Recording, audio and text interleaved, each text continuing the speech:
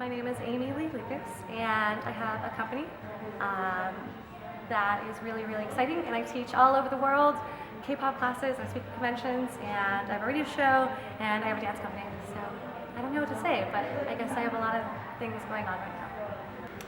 I got started dancing thanks to my mom, who is a very strict, traditional, old-fashioned Filipino woman who came about 30 years ago and has never been back to the Philippines. And she pushed me to be a very graceful ballerina.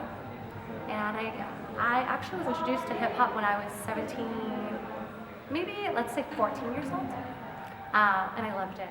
I loved it, loved it, loved it. I actually never thought I'd be in K-pop, but it's really changed my life. So I guess I've been dancing since I was this small, and yeah, now I feel old, but I still love dance, so I still do it. My inspiration for dancing would have to be, I don't know, the youth. For me with K-pop, I feel like all these fans who get so excited just because of the music makes me want to push myself and do more and be around fans versus being around artists, which is kind of a twist, you know? But I don't know, everyone inspires me. Obviously, I feel like the safe answer would be my mom, because she is a strong, independent, sexy woman.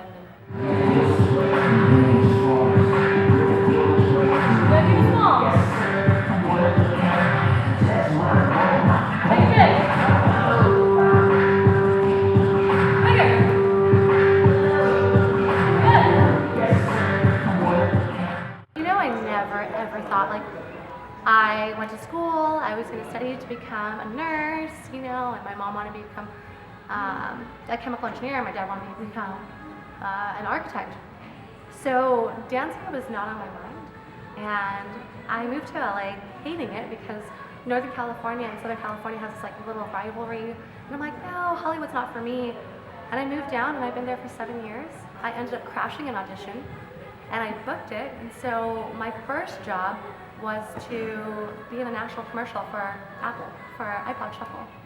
And I don't know, dancing is the adrenaline, you know, like you're on stage, you're performing once, it's a live music maybe, it's nothing compares to it. The most challenging thing about my job would have to be that it is inconsistent. As an artist, I guess singers, actors, musicians can all relate to this, is you have to work really hard and work very long before you can reap any benefits.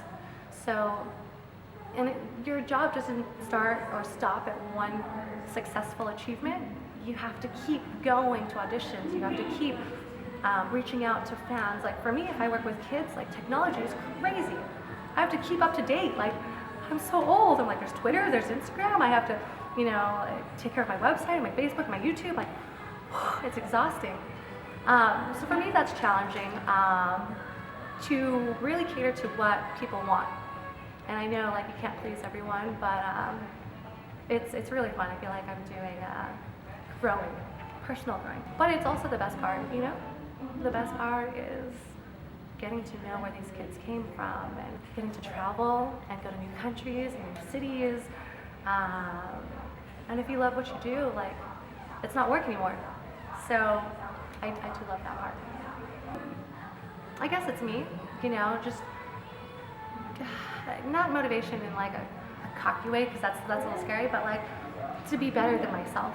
You know, I always have to try and step back and be like, what else can I do better? And quotes. I don't know if you love quotes, but I love quotes. I feel like I listen to one good quote, or I listen to some music that's like about overcoming some relationship, and all of a sudden I'm like, yes, you know, empowered. I guess, yeah, just the future motivates me. Kids who want to become a dancer, it's fun. It's really, really fun, and I know because like I used to study in sync videos, which kind of shows my age. It's kind of like a glamorous lifestyle, but it's not. It's hard work. If you want to really pursue dance, it's constantly evolving, so you have to keep dancing. Dance in your sleep, you know, when you're twitching, like dance in the grocery store, dance in the shower, dance in the kitchen, and everything is dancing. Like if you're cooking, like obviously that's a dance, like that you know.